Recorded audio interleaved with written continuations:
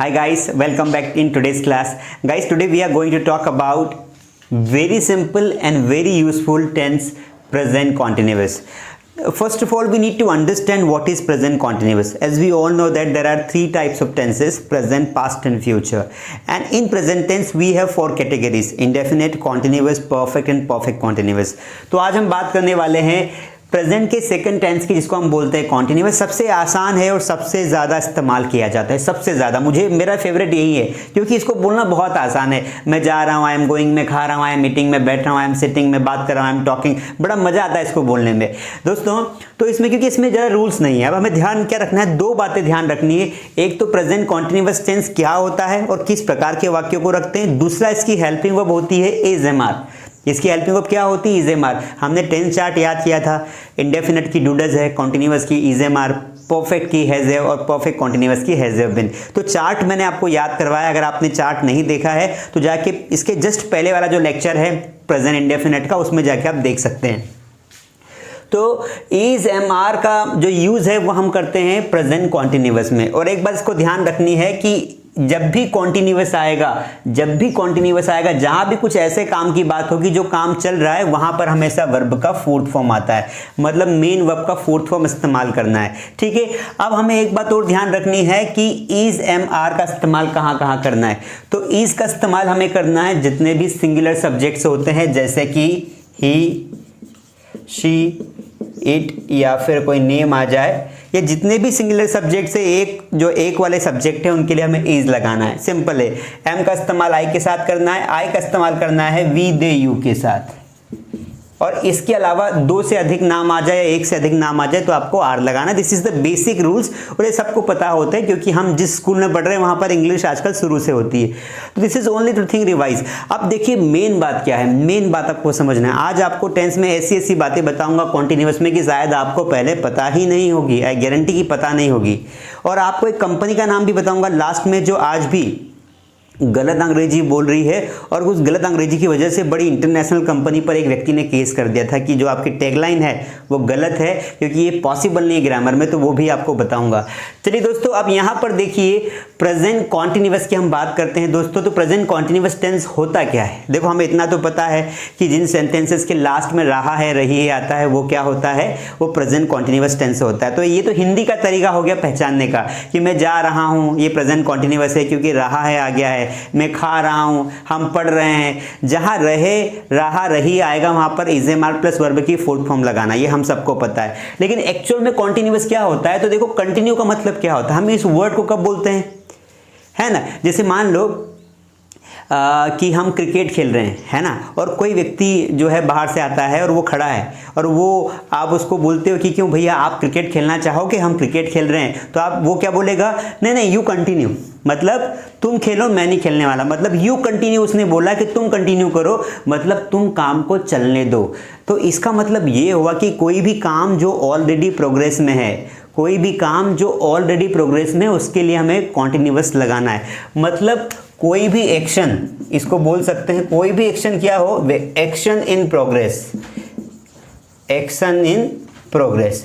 कोई भी एक्शन जो प्रोग्रेस में होगी, कोई भी काम जो प्रोग्रेस में होगा, जो ऑलरेडी चल रहा होगा, ऐसे वाक्यों को हमें रखना है कॉन्टिन्यूअस में। और अगर वो वाक्य, वो वर्क प्रोग्रेस कब हो रहा है, प्रेजेंट में हो रहा है, अभी हो रहा है, तो हमें इज एम आर लगाना है। ठीक है, समझ में आया। जैसे विराट क्रिकेट खेल रहा है, मतलब अभी बैटिंग कर रहा है, वो ऑन द क्रीज है। ऑन द क्रीज गलत है, एट द क्रीज आएगा। ऑन द क्रीज नहीं आता है, एट द क्रीज आएगा। तो वो क्रीज पर है, एट द क्रीज है, तो हम बोलेंगे हाँ अभी वो क्रिकेट खेल रहा है।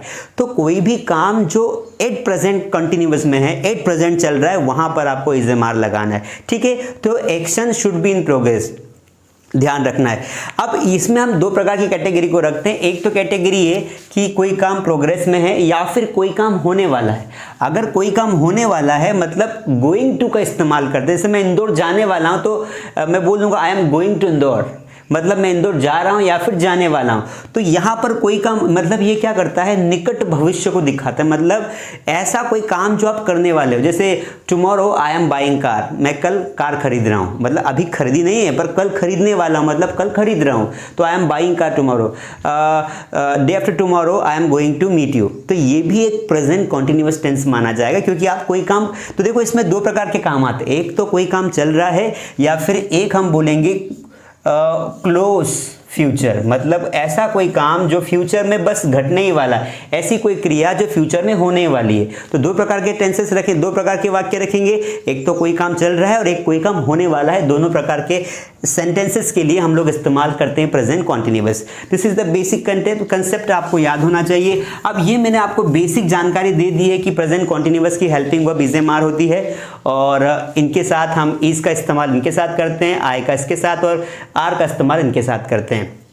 This is very simple concept. Now we will go for the structure. जब भी कोई सिंपल वाक्य आएगा आपको बनाना है, सबसे पहले आपको लिखना है सब्जेक्ट, उसके बाद आपको लगा देना है इज एम आर, फिर लगाते हैं वर्ब का फोर्थ फॉर्म। जब भी इज एम आर के साथ वर्ब आएगी, अगर वर्ब आएगी तो फोर्थ फॉर्म वाली आएगी, उसके बाद ऑब्जेक्ट लगा देना है। ये हो गया। जैसे आपने कहा कि मैं अंग्रेजी पढ़ा रहा हूं, मैं अंग्रेजी पढ़ा रहा हूँ, मैं अंग्रेजी पढ़ा रहा हूँ। अब आपको कैसे पता कि ये टेंस जो है प्रेजेंट कॉन्टिन्यूअस का है? तो देखो, एक तो अभी फिलहाल मैं पढ़ा ही रहा हूँ, आप मुझे देख ही रहे हो, तो मुझे कंफर्म हो गया। दूसरा, रहा हूँ, रही हूँ आया है, हे, किसी भी वाक्य के लास्ट में हे आता है, हूँ आता है, तो वो टेंस हमेशा प्रेजेंट का होता है। फिर प्रेजेंट से हमें अंदर घुसना पड़ता है कि भाई यहाँ पे ता है, ती है, तो वो इंडेफिनेट है, रहा हूँ, रही है, तो वो कॉन्टिन्यूअस है, चुका हूँ, चुकी है, तो वो परफेक्ट है। इस तरीके से सेंटेंसेस को आइडेंटिफाई किया जाता है। हर व्यक्ति का अपना तरीका होता है, कोई सीधे जज कर लेता है, कोई हिंदी के माध्यम से जज करता है। Choice is yours. तो मैं अंग्रेजी पढ़ा रहा हूँ, सब्जेक्ट है आई, मैंने सब्जेक्ट आई लिख दिया। अब मुझे लगानी पड़ेगी हेल्पिंग वर्ब। एक बात ध्यान रखना दोस्तों, सब्जेक्ट के बाद हमेशा हेल्पिंग वर्ब आती, हमेशा, या तो हेल्पिंग वर्ब या मेन वर्ब। तो अगर वो टेंस है तो हेल्पिंग वर्ब ही आएगी। तो यहाँ पर देखिए, मैं अंग्रेजी पढ़ा रहा हूँ, तो आई के साथ मुझे क्या लगाना है? एम लगाना है। तो यहाँ लगा दिया एम, आई एम। अब पढ़ाने को बोलते हैं टीच, लेकिन यहाँ पर लगाना पड़ेगा फोर्थ फॉर्म। वैसे तो वर्ब के 3 फॉर्म ही होते हैं, लेकिन हम फोर्थ फॉर्म बनाते हैं उसमें आईएनजी लगाकर। ठीक है, मैंने कल बताया था वर्ब के सारे फॉर्म। तो आई एम टीचिंग, और क्या पढ़ा रहा हूँ? इंग्लिश, तो आई एम टीचिंग इंग्लिश। ये हो गया। हमने कहा कि वह अंग्रेजी सीख रहा है, वह, यहाँ पर सब्जेक्ट अलग अलग हम करके प्रैक्टिस करेंगे। वह अंग्रेजी सीख रहा है, वो अंग्रेजी सीख रहा है। कैसे बनाएंगे? सब्जेक्ट क्या है? ही। अब ही के साथ मुझे लगाना पड़ेगा इज, क्योंकि देखो यहाँ पर ही के साथ इज आता है, ही इज। अब सीखने को बोलते हैं लर्निंग, इसको लर्निंग नहीं पढ़ते हैं, लर्न नहीं पढ़ते। अंग्रेजी में अधिकतर आर को साइलेंट रखा जाता है, तो इसीलिए आप यहाँ पे पढ़ेंगे लर्निंग। तो ही इज लर्निंग इंग्लिश। इस तरीके से आप सेंटेंस बनाएंगे। अब नाउ यू कैन पुट, यहाँ पर दे लगा सकते हैं, कुछ भी लगा सकते हैं, आप हजारों प्रकार के सेंटेंसेस बना सकते हैं। अब कई लोग बोलते हैं अक्सर कि सर प्रैक्टिस कैसे करें? अरे भाई, प्रैक्टिस करने के लिए आपको किसी की आवश्यकता नहीं है। बेसिक में जब एडवांस करते हैं ना कोर्सेज हम, जहाँ पर हमें डिबेट करना होता है, ग्रुप डिस्कशन करना होता है, तो वहाँ पर आपको लोगों की आवश्यकता पड़ती है। लेकिन बेसिक कोर्सेज में तो खुद भी प्रैक्टिस कर सकते हैं। क्या है उसमें? आपको समझ में आ गया ये सेंटेंस की is am are plus fourth form लगाना है। जब भी कोई कॉन्टिन्यूअस का सेंटेंस आएगा, is am are plus fourth form लगाना है। तो बस क्या बचा है भाई? आप यहाँ पर सब्जेक्ट वही रहने दो, एम, बस यहाँ पर वर्ब चेंज करते जाओ। जैसे मैं आपको बताता हूँ, मैं खा रहा हूँ, आई एम ईटिंग। मैं सो रहा हूँ, आई एम सिटिंग। मैं नाच रहा हूँ, आई एम डांसिंग। इस तरीके से जो है दोस्तों आप हजारों वाक्य बना लेंगे। आपने कहा कि हम पढ़ रहे हैं, वी आर स्टडिंग। हम जा रहे हैं, वी आर गोइंग। हम बैठे हैं, वी आर सिटिंग। हम खड़े हैं, वी आर स्टैंडिंग।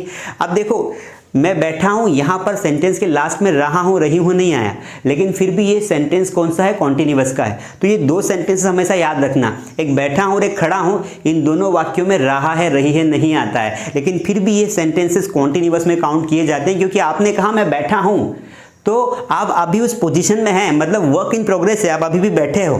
अभी भी खड़े हो, मतलब वो काम ये दिखा रहा है कि उस पोजीशन में आप हो, इसीलिए वहां पर उसको एनजी फॉर्म लगा के हम उसको कॉन्टिन्यूअस मानेंगे। तो मैं बैठा हूँ, आई एम सिटिंग, मैं खड़ा हूँ, आई एम स्टैंडिंग, बाकी सारे वाक्यों में रहा है, रही है आ जाएगा और आपको समझ में आ जाएगा। तो ऐसे प्रैक्टिस करनी, ठीक है। मैं जा रहा हूँ, आई एम गोइंग, मैं खा रहा हूँ, आई एम ईटिंग, मैं पढ़ रहा हूँ, आई एम स्टडिंग, मैं सो रहा हूँ, आई एम स्लीपिंग, मैं पहन रहा हूँ, आई एम वेयरिंग, मैं भाग रहा हूँ, आई एम रनिंग, ठीक है। इस तरीके से आपको वाक्य बनाना है। तो इस तरीके से जब आप वाक्य बनाएंगे ना, तो आपको बहुत प्रैक्टिस हो जाएगी। अब आपको करना क्या है, आई के साथ आपने प्रैक्टिस कर ली। अब हमारे पास इतने सारे सब्जेक्ट है, देखिए कितने सारे सब्जेक्ट, इतने सारे, सबके साथ प्रैक्टिस करो भाई। तुम नाच रहे हो, यू आर डांसिंग, तुम मोबाइल खरीद रहे हो, यू आर परचेसिंग मोबाइल, तुम लिख रहे हो, यू आर राइटिंग, तुम पढ़ रहे हो, यू आर रीडिंग, तुम सो रहे हो, यू आर स्लीपिंग, तुम नहा रहे हो, you are taking bath. Why don't you make such a sentence, guys?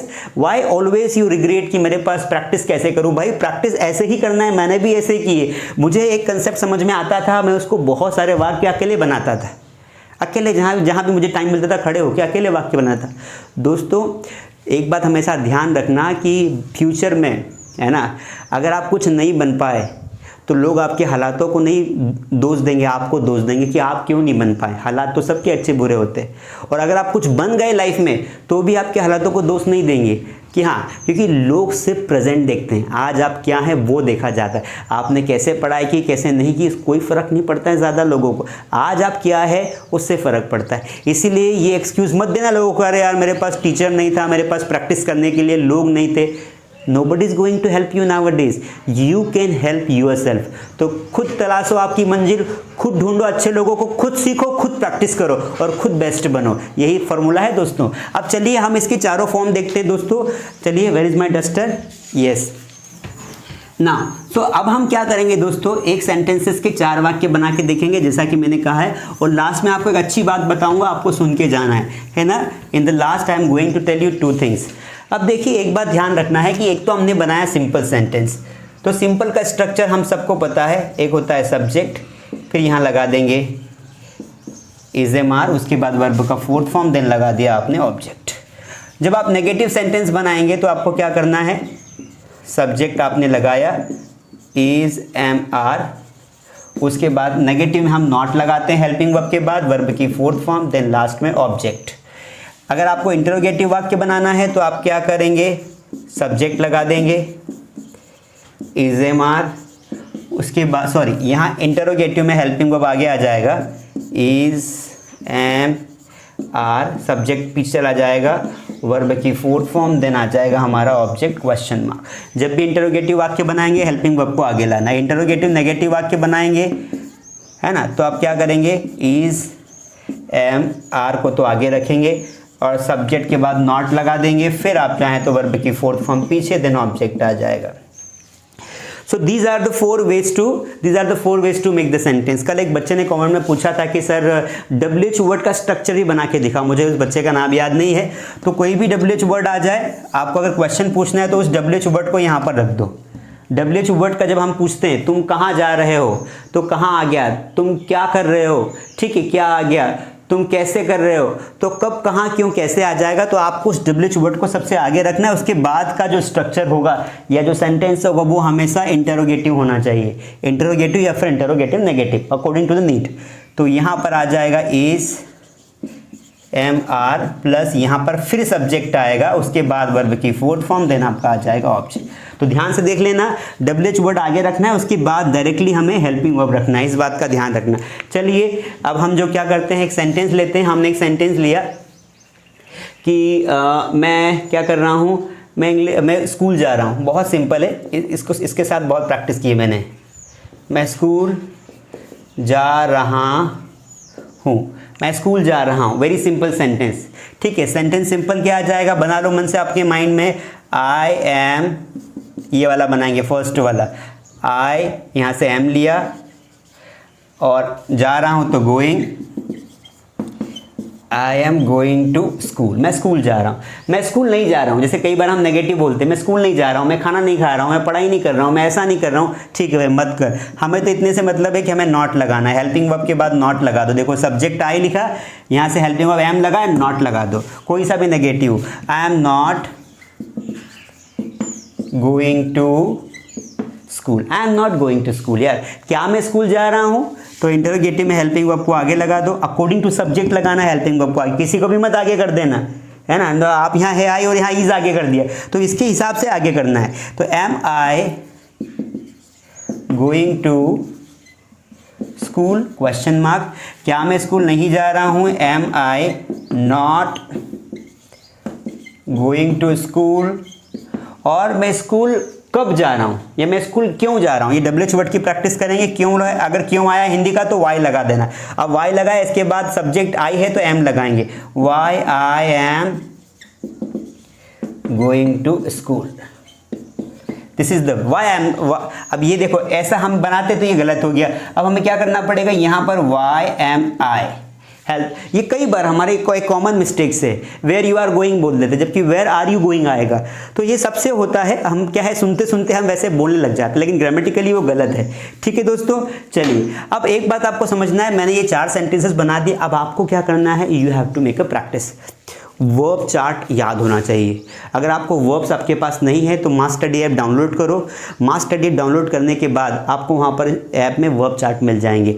तो वहाँ पर आप जाएंगे स्टडी मटेरियल में, स्टडी मटेरियल में एक ऑप्शन आएगा वर्ब चार्ट का। सारे वर्ब चार्ट फ्री में है, कोई चार्ज नहीं है, बहुत सारे हैं। डाउनलोड कर लो अपने मोबाइल में और लर्न कर लो। उसके बाद प्रैक्टिस करना है। जैसे आपने अभी चारों हम प्रैक्टिस करेंगे 5 वाक्यों की। हमने एक वाक्य लिखा, मैं पत्र लिख रहा हूँ, मैं पत्र लिख रहा हूँ, तो आई एम राइटिंग लेटर। मैं पत्र नहीं लिख रहा हूँ, I am not writing letter. क्या मैं पत्र लिख रहा हूँ, एम आई राइटिंग लेटर। क्या मैं पत्र नहीं लिख रहा हूँ, am I not writing letter. मैं पत्र कब लिख रहा हूँ, when am I writing letter. एक और प्रैक्टिस करते हैं। सचिन क्रिकेट खेल रहा है, Sachin is playing cricket. Sachin is not playing cricket. Is Sachin playing cricket, is Sachin not playing cricket. Sachin cricket कैसे खेल रहा है, how is Sachin playing cricket. समझ में आया। एक और सेंटेंस लेते हैं, हम शादी में नाच रहे हैं, we are dancing in the marriage. हम शादी में नहीं नाच रहे हैं, we are not dancing in the marriage. क्या हम शादी में नाच रहे हैं, are we dancing in the marriage. क्या हम शादी में नहीं नाच रहे हैं, are we not dancing in the marriage. हम शादी में कब नाच रहे हैं, when are we dancing in the marriage. इस तरीके से you can make a lot of sentences. 5 sentence अभी बनाइए, आपकी इंग्लिश पक्की हो जाएगी। अब काम की बात दोस्तों मैं आपको बताता हूँ, इसको इरेज करके काम की बात समझ लीजिए, that is going to help you a lot. अब देखिए दोस्तों, कुछ वर्ब होती है, ठीक है, कुछ वर्ब होती है जिनका इस्तेमाल हम लोग प्रेजेंट कॉन्टिन्यूअस में नहीं कर सकते हैं, है ना। ये बात आपको कोई नहीं बताएगा, मैं बता देता हूँ। कुछ ऐसी वर्ब्स होती है जिनका फोर्थ हम बना, जैसे गो का गोइंग होता है, कम का कमिंग होता है। लेकिन जैसे मैंने कहा कि मैं प्यार कर रहा हूं, अब क्या इस सेंटेंस को आप प्रेजेंट कॉन्टिन्यूअस मानेंगे, नहीं। यहां पर जो ये सेंटेंस अगर मैं इसको बनाऊंगा कि आई एम, प्यार करने को लव बोलते हैं, लव की फोर्थ फॉर्म लविंग हो जाएगा। आई एम लविंग, मैं तुम्हें प्यार कर रहा हूं, आई एम लविंग यू, ये गलत है, ठीक है। तो क्योंकि लव जो है ना, इसका कभी फोर्थ फॉर्म बनता ही नहीं। मतलब कुछ वर्ब्स ऐसी जिनको लोग गलत बोलते हैं। जैसे हम बोलते हैं मैं सुन रहा हूं, आपने कहा मैं, जैसे आपने कहा कि वह हमें सुन रहा है, वह हमें सुन रहा है।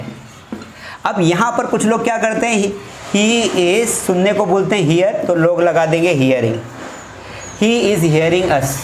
गलत, गलत, क्योंकि लविंग और हियरिंग होता ही नहीं है। मैं उसे भूल रहा हूं, है ना, हम उसे भूल रहे हैं, हम उसे भूल रहे हैं। भूलना मतलब फॉरगेट, भूल रहे हैं।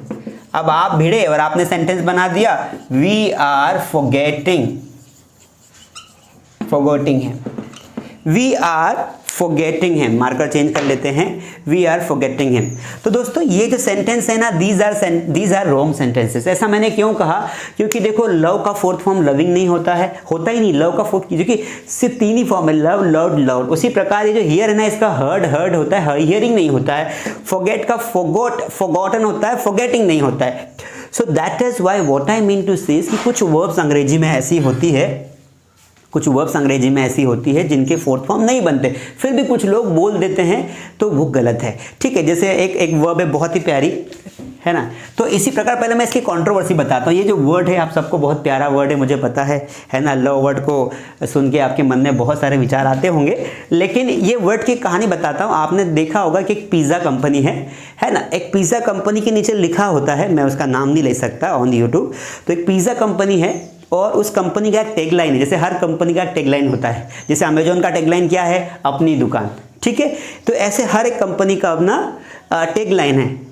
ठीक है, जैसे बायजूस का एक टैगलाइन है, एक बहुत बड़ी एकेडमिक है, बायजूस है तो प्रोग्रेस है। तो ऐसे उसी प्रकार जो है कि एक बहुत बड़ी पिज़्ज़ा कंपनी है, पिज़्ज़ा, उसका जो टैगलाइन है वो क्या है कि आई एम लविंग इट। वो पिज़्ज़ा खाते बोलते आई एम लविंग इट, तो वो गलत सेंटेंस है। आप आई एम लविंग इट नहीं बोल सकते हैं। उसका टैगलाइन क्या है, उसका टैगलाइन ये है, आई एम लविंग इट। तो ये सेंटेंस ही गलत है। एक दो लोगों ने इन पे केस कर दिया था कि भाई ये सेंटेंस गलत। कुछ लोगों ने आपत्ति जताई थी कि इतनी बड़ी कंपनी है, आपके पास एक्सपर्ट लोग हैं, ये सेंटेंस कैसे गलत। इसका करेक्ट क्या होना चाहिए, आई लव इट, है ना। आपको कोई चीज़ अच्छी लग रही है तो आप उसको इंडेफिनिट में बोलेंगे I love it. I am loving it नहीं बोल सकते, क्योंकि इस लव का एनजी फॉर्म बन ही नहीं सकता है। ठीक है, इस तरीके से। तो ऐसी बहुत सारी वर्ब्स होती है दोस्तों जिनका जो है आप जो है फोर्थ फॉर्म नहीं बना सकते। कौन कौन सी वर्ब्स होती है मैं आपको बता देता हूँ, आपको ये ध्यान रखना है। जैसे एक तो लव, एक फॉरगेट, एक अपीयर, बहुत सारी होती है। अंडरस्टैंड, जैसे आप बोलते हैं ना मैं समझ रहा हूँ, तो अंडरस्टैंडिंग नहीं होता है, अंडरस्टैंड। और उसके अलावा नो, मैं तुम्हें जान रहा हूँ, ये इसका भी नहीं होगा। ठीक है, तो ऐसी बहुत सारी 10-12 वर्ब्स है, मुझे समझ में इतनी आ रही है, इतनी काफ़ी जो मेन मैंने आपको लिखवा दी है। हियर है, इस तरीके। तो ये जो वर्ब्स आपके सामने दिख रही है, इनका जो है ETC लिख देता हूँ, और भी वर्ब्स होंगी, इनका जो है आपको फोर्थ फॉर्म नहीं बनाना है। ठीक है, इनकी जगह सब्स्टिट्यूट दिए हैं। तो ये था आज का प्रेजेंट कॉन्टिन्यूअस। आई होप कि आपको समझ में ज़रूर आया होगा। ठीक है, अच्छे से पढ़े और थोड़ी सी प्रैक्टिस कर ले, कुछ सेंटेंसेस खुद से बनाए। और आज के लिए इतना ही प्रेजेंट कॉन्टिन्यूअस। चलिए अब हम कल मिलेंगे प्रेजेंट परफेक्ट में। पूरी सीरीज़ अच्छे से अटेंड करें, अपने कॉपी में नोट्स बनाएं। इस बार ऐसा पढ़ना है कि अगली बार आपको पढ़ने की आवश्यकता नहीं पड़े। सारे रूल्स कवर कर रहा हूँ, फिर भी अगर आपको कोई सजेशन देना है तो आप कमेंट में दे सकते हैं, मैं उसे नेक्स्ट टाइम ज़रूर कवर करूँगा। वीडियो अच्छा लगा हो लाइक ज़रूर करें, शेयर करें अपने दोस्तों के साथ जिनको टेंसेस की नीड है। ठीक है, थैंक यू सो मच।